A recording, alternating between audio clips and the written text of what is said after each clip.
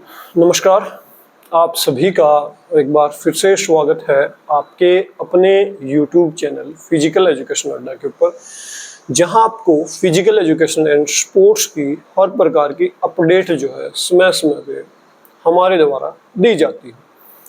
आज की इस वीडियो में हम बात करने वाले हैं हरियाणा का जो पीजीटी एग्जाम है उसको लेके कुछ एक इम्पोर्टेंट बातें जो मेरे अकॉर्डिंग आपके एग्जाम में जो है थोड़ी बहुत हेल्प कर पाएंगी। कई बार बच्चों के मैसेज भी आते हैं उन बातों को लेके, तो मैं यहाँ पे कुछ चीजें क्लियर करना चाहूंगा। सबसे पहले हम बात करेंगे कि ये जो सारा सिलेबस है, वैसे तो नेट का सिलेबस आपको पता है, ये 10 की 10 यूनिट नेट के अंदर आती है और एचपीएससी ने वहां से उठा के एज इट इज आपको दे दिया। अब ऐसी कौन सी बुक है जहां से सारी चीजें कवर अप हो सकती हैं? तो मेरे अकॉर्डिंग अगर आप मुझसे पूछोगे तो एक ही बुक है जो ऑल यूनिट को कवर करती है, वो है एमएल कमलेश की 3 वॉल्यूम बुक, जिसके अंदर आपको सारी यूनिट सिस्टमेटिक ढंग से हर टॉपिक मिल जाएगा। अब कई बच्चों का कंसर्न ये है कि ये तो इंग्लिश में है सर, इसको पढ़ें कैसे, क्योंकि हमारी तो हिंदी लैंग्वेज है। और ये बात उनकी सही है, क्योंकि जब एग्जाम में मुश्किल से 20 दिन बचे हो तो आप दूसरी लैंग्वेज में जाएंगे तो आपको बहुत सारी दिक्कतों का सामना करना पड़ेगा। इसका सॉल्यूशन क्या है? इसका एक ही सॉल्यूशन है कि जो जो टॉपिक आपको हिंदी में मिले मैक्सिमम वहां से कवर अप करने की कोशिश करो। कुछ टॉपिक्स आपको हिंदी की बुक में नहीं मिलेंगे तो आप इंग्लिश में कुछ टॉपिक्स को पढ़ सकते हो। पढ़ने का मतलब ये नहीं होता कि हमें वो टॉपिक एज इट इज याद होंगे या नहीं होंगे। मैटर ये है कि एग्जाम में कोई टॉपिक आता तो हमें उसके बैकग्राउंड का, उस टॉपिक को लेके उसकी अंडरस्टैंडिंग हमारे पास होनी चाहिए। और मैं बता दूं कि इतना सारा सिलेबस है, आपको सारा याद नहीं होने वाला, लेकिन हर टॉपिक की अंडरस्टैंडिंग आपके अंदर होनी चाहिए। जैसे मैं एग्जांपल के तौर पे बताऊं लर्निंग, तो लर्निंग की अंडरस्टैंडिंग आपके अंदर होनी चाहिए कि व्यवहार में जो भी पॉजिटिव चेंज होंगे वो लर्निंग कहलाएगा। तो एक अंडरस्टैंडिंग है कि लर्निंग है क्या। इसके बाद लर्निंग की थ्योरीज है अलग अलग, उनकी अंडरस्टैंडिंग होनी चाहिए। कंडीशनिंग थ्योरी है, operant conditioning theory, classical conditioning theory, जितनी भी थ्योरी है, इनसाइट लर्निंग, उनकी एक अंडरस्टैंडिंग आपके पास होनी चाहिए। एज इट इज चीजें याद नहीं होंगी। अब एग्जाम में आपको नहीं पता कि साइकोलॉजिकल क्वेश्चंस आएंगे या डायरेक्ट क्वेश्चन आएंगे, हमें उस चीज का पता ही नहीं है। तो हर टॉपिक की अंडरस्टैंडिंग जरूरी है। हिंदी में जितने भी टॉपिक आपको मिले मैक्सिमम वहां से कवर अप कीजिए। जो टॉपिक आपको हिंदी में नहीं मिलता है उसको आप इंग्लिश की बुक से जरूर कवर अप कीजिए। जब आप 65,000 की नौकरी या 60-65,000 की नौकरी लगने जा रहे हैं तो 1500 रुपए की बुक के ऊपर खर्च कीजिए और मंगवा लीजिए, क्योंकि सारे टॉपिक्स आपको हिंदी की बुक में नहीं मिलेंगे। इसके बाद एक और इम्पोर्टेंट बात कि क्या क्या मतलब सिलेबस को ही पढ़ें या सिलेबस से रिलेटेड बाकी टॉपिक्स को ही पढ़ें। देखो, जो चीजें सिलेबस में दी गई है वो आपको पढ़नी है, इसके अलावा अपनी एनर्जी को जाया मत करें, क्योंकि समय बहुत कम है और सिलेबस बहुत वाइड है। और कोशिश करें जो चीजें बिल्कुल भी आपको नहीं आती है उनको इग्नोर कर दे, ज्यादा उनके ऊपर समय भी बर्बाद ना करें, मेरी ये सलाह आपको रहेगी। जैसे फॉर एग्जाम्पल आपको स्टैटिस्टिक्स नहीं आती है तो उसके कॉमन मीन, मीडियन, मोड क्या है, जेड टेस्ट क्या है, ची टेस्ट क्या, इनको आप पढ़ लीजिए थोड़ा बहुत। लेकिन फार्मूले वगैरह लिखोगे, क्वेश्चंस मतलब न्यूमेरिकल वगैरह करोगे तो वेस्टेज ऑफ टाइम। कर सकते हो, बाकी टॉपिक्स आपके इजीली क्लियर हैं तो पढ़ सकते हो। लेकिन अदरवाइज जैसे गेम है, बहुत सारों का एक कंसर्न हो सकता है गेम को पढ़े या ना पढ़े, तो मेरा ये मानना है कि गेम्स को छोड़ देना चाहिए। फिर अलग अलग गेम्स के स्किल टेस्ट हैं तो आप उनको भी छोड़ सकते हो, स्किप कर सकते हो। अगर आपने कभी नहीं पढ़े, आपको याद ही नहीं होते, तो उसकी वजह इतनी सारी चीजें हैं, क्योंकि भाई फिलहाल तो न्यूज ही यार, 18 क्वेश्चन आएंगे, उसमें से 15 क्वेश्चन आपको करने हैं और 15 क्वेश्चन 10-10 नंबर के होंगे तो टोटल 150 मार्क्स का होगा। तो वहां पे 3 क्वेश्चंस की स्कोप आपके पास बचेगी और पढ़ लीजिए, समय है तो। लेकिन बिल्कुल ही नहीं आते तो समस्या आपके सामने हो सकती है। कुछ नया सीखोगे तो समस्या होगी, क्योंकि एग्जाम के नजदीक 20 दिन में वो चीजें रिवाइज की जाती है बेटर ढंग से जो हमें आती है। तो मेरी समझ ये है, बाकी आपके पास समय है तो आप बिल्कुल कर सकते हैं। मेरी मान के ना जाए कहीं आपके पेपर में 4 क्वेश्चन उन्हीं टॉपिक से रिलेटेड आए और फिर कहें कि फिजिकल एजुकेशन अड्डा वाले ने मना कर दिया, अदरवाइज मैं तो इतिहास रच देता। तो इतिहास आप रच सकते हैं, मतलब सारी चीजें भी याद कर सकते हैं, कोई बड़ी बात नहीं है। इसके बाद भाई 10-10 नंबर के क्वेश्चन आएंगे तो कितनी शीट भरे। मेरे पास बहुत बार ये क्वेश्चन आता है। देखो वहां पे लिमिटेड शब्दों में आपसे आंसर मांगा जाएगा। अब देखो, जब आप क्लासिकल कंडीशनिंग थ्योरी को पढ़ते हो तो 4 पेजेस में आपको थ्योरी मिलती है, लेकिन एग्जाम में आपको 10 नंबर के क्वेश्चन में 200 से 250 वर्ड ही लिखने हैं। तो इसका मतलब है कि 4 जो पेजेस आपने पढ़े उसमें से कुछ एक लाइनें ही आपको वहां से उठा के अपनी आंसर शीट में लिखनी है। तो इसकी चिंता ना करें कि समय 3 घंटे और इतनी सारी शीटें कैसे भरेंगे। बहुत लिमिटेड शब्दों में आपको वहां पे आंसर देना है। 200-250 शब्दों में 10 नंबर का क्वेश्चन खत्म हो जाएगा। तो इस चिंता से भी बाहर आप आ सकते हैं, मेरी सलाह ये रहेगी।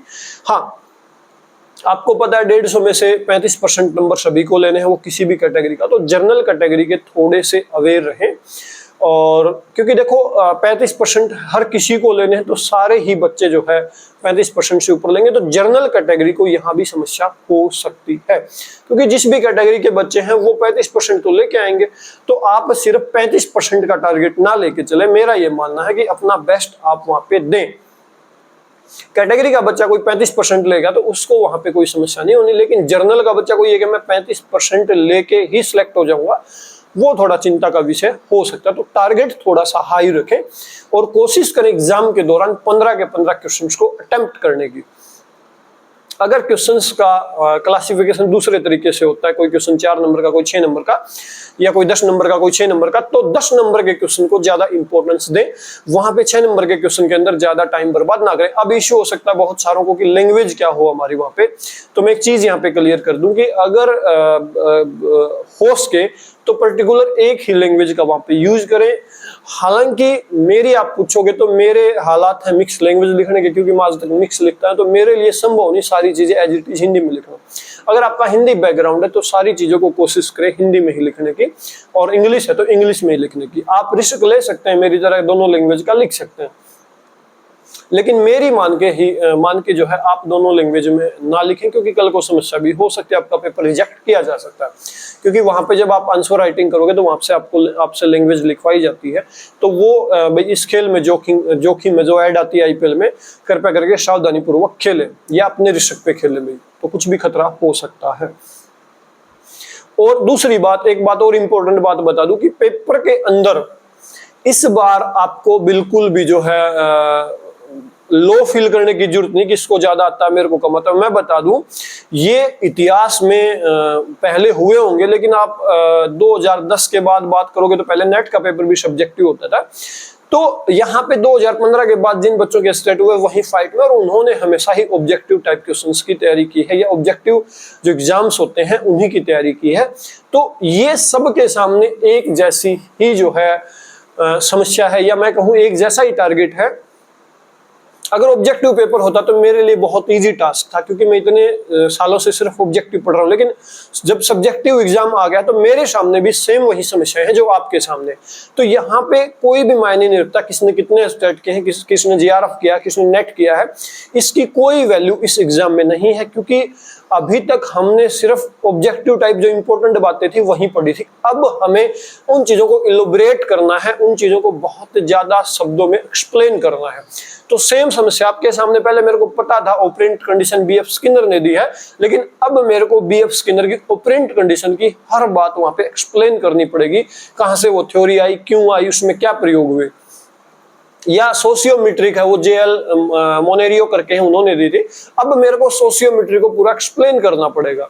ग्रुप डायनेमिक्स के 4-5 फैक्टर होते हैं, जो भी होते हैं मेरे को ध्यान नहीं आ रहे। उसमें होता है आपका फॉर्मिंग होता है, स्टोर्मिंग होता है, नॉर्मिंग होता है, परफॉर्मिंग होता है, एडजॉर्निंग। तो ये अब मेरे को इलोबरेट करने पड़ेंगे। पहले सीक्वेंस याद थी, अब मेरे को बताना पड़ेगा फॉर्मिंग में क्या होता है, नॉर्मिंग में क्या होता है, ये सारी चीजें एलिब्रेट करनी पड़ेंगी। ग्रुप डायनेमिक्स आपको एक्सप्लेन करना पड़ेगा। तो अब सबके सामने समस्याएं एक जैसी हैं, और उस समस्या से पार पाने का तरीका सबका एक जैसा, बुक्स को समय देना पड़ेगा।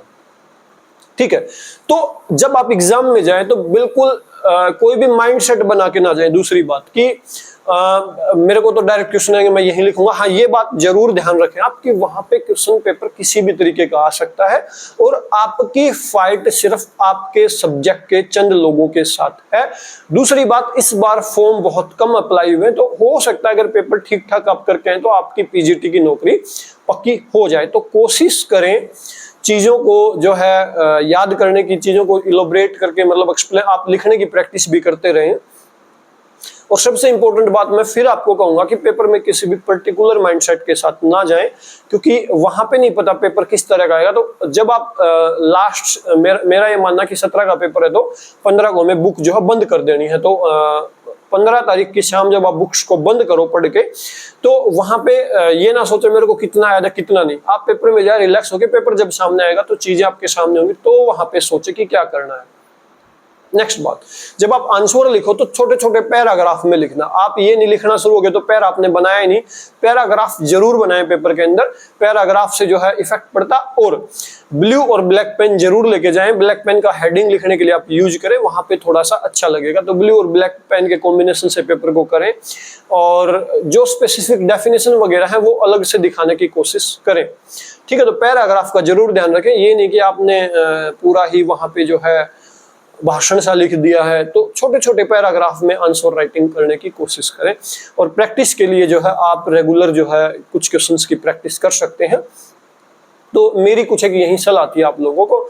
और सिलेबस के अलावा जो है मेरे पास कई बार क्वेश्चन आते हैं कि भाई सिलेबस में तो सर्कुलेटरी और रेस्पिरेटरी सिस्टम है, डाइजेस्टिव सिस्टम पढ़े ना पढ़े। मेरा ये मानना है कि ना पढ़े, क्योंकि देखो सिलेबस इतना वाइड है, आप सिलेबस से बाहर की चीजें पढ़ेंगे तो आपको आपका टाइम भी बर्बाद होगा और सिलेबस से रिलेटेड चीजें नहीं पढ़ पाएंगे। इससे अच्छा कि आप स्टैटिस्टिक्स को पढ़ लो, अलग अलग गेम्स के जो स्किल टेस्ट है उनको पढ़ लो, तो वहां पे समय आप लगा सकते हो। अदरवाइज ज्यादा समय बाकी चीजों पे ना लगाएं, क्योंकि वो टाइम की वेस्टेज होगी। वहां पे क्वेश्चन आने की बहुत कम संभावना, आ भी सकता है, कोई गारंटी नहीं ले सकते।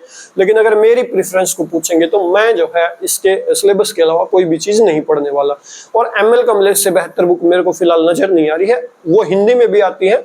आप दोनों ही लैंग्वेज की बुक को मंगा लीजिए। जो चीजें आपको हिंदी में समझना है वो इंग्लिश में पढ़ सकते हैं, लेकिन कोशिश करें आपकी जो लैंग्वेज है उसी लैंग्वेज में तैयारी करने की, उससे बाहर ना जाए। तो ये मेरी कुछ एक सलाह थी आपको पीजीटी एग्जाम को लेके। एग्जाम से पहले मेरा लास्ट वीडियो है। इसके बाद इस भर्ती के ऊपर हम कोई टिप्पणी नहीं करेंगे, क्योंकि वो पेपर के बाद देखते हैं कि पेपर किस प्रकार का आएगा। एक बात लास्ट में और बताना चाहूंगा कि हमें लग रहा है कि सिलेबस बहुत ज्यादा है। देखो बहुत ज्यादा है, लेकिन आप इसको बहुत छोटा कर सकते हैं। इसके लिए आपको क्या करना पड़ेगा, दुनिया से अपने आप को काटना पड़ेगा, बंद कमरे में बैठना पड़ेगा। सुबह से लेकर शाम तक जब आप पढ़ना शुरू करते हो तो चीजें बहुत स्पीडली कवर अप होती हैं और आप इजीली एक दिन में 1 यूनिट पढ़ सकते हैं। आज मैं बात करूं, आज शायद 26 तारीख है जब मैं ये वीडियो बना रहा हूं, तो 26 तारीख है। आज भी हमारे पास कम से कम 20 दिन है और 20 दिन में यकीन मानिए पूरे सिलेबस को आप 2 बार रिवाइज कर सकते हैं, एक एक टॉपिक को। अगर मेरे अनुभव को पूछेंगे तो मेरी स्पीड बहुत स्लो है, फिर भी मेरा ये मानना है कि मैं अब भी चीजों को जो है 2 बार इजीली जो है रिवाइज कर सकता हूं। 2 बार का मतलब है हर रोज 1 यूनिट मेरे को पढ़नी है। आप राइटिंग प्रैक्टिस भी कर सकते हो, क्योंकि दिन बहुत बड़ा है। जब आपको नौकरी चाहिए तो इसके अलावा कोई भी चीज इंपॉर्टेंट आपके लिए नहीं हो सकती, और इसके अलावा कोई भी चीज इंपॉर्टेंट नहीं होगी तो 24 घंटे आपको यही चीज देखेगी, तो फिर आप उसको मैक्सिमम टाइम जो है रिवाइज कर सकते हैं। तो कोशिश करें बंद कमरे में बाकी जो नेगेटिव चीजें हैं उनसे दूर रहें। किसी भी व्हाट्सएप ग्रुप के अंदर जाने के बजाय किताबों को आप समय दें, वहां से कुछ ना कुछ बेहतर आपके लिए निकलेगा और चीजें धीरे धीरे दिमाग में सेट होती चली जाएंगी। जब आप सुबह उठेंगे तो रात को पढ़ी हुई चीजें ऑटोमेटिक जो है रिवोल्ट होंगी आपके दिमाग में, ऑटोमेटिक जो है निकल के आएंगी। तो कोशिश करें बंद कमरे में किताबों को समय देने की, वहां से कुछ बेहतर परिणाम आपके लिए आ सकता है। और कम से कम पूरे सिलेबस को 2 से 3 बार रिवाइज करने की कोशिश करें। नेक्स्ट 20 डेज में डू और डाई सोच के जो तैयारी करें तो वहां पे बेहतर परिणाम आ सकता है। तो कुछ एक सलाह यही थी मेरी आप सभी लोगों के लिए पीजीटी एग्जाम को लेके, पीजीटी एग्जाम से पहले। इसके बाद फिर कभी बात करेंगे, और अभी जो है थोड़ा सा बिजी शेड्यूल रहेगा, तो इस दौरान वीडियोज बहुत कम आएंगी, क्योंकि मैं भी एक कैंडिडेट हूं। तो मेरा ही फर्ज बनता है कि मैं थोड़ा सा किताबों को समय दूं, क्योंकि मेरे लिए भी समस्याएं सेम आपकी तरह ही हैं। तो ये इंफॉर्मेशन थी आप सभी के लिए, और जल्दी मिलेंगे फिर से दोबारा एग्जाम के बाद। देखते हैं तब तक टीजीटी का रिजल्ट कैसा रहता है, या एग्जाम के बाद आएगा टीजीटी का रिजल्ट, अभी कुछ कह नहीं सकते, लेट्स सी। अभी के लिए इस वीडियो में इतना ही। वीडियो को आपने लास्ट तक देखा इसके लिए आप सभी का बहुत बहुत धन्यवाद। Thank you.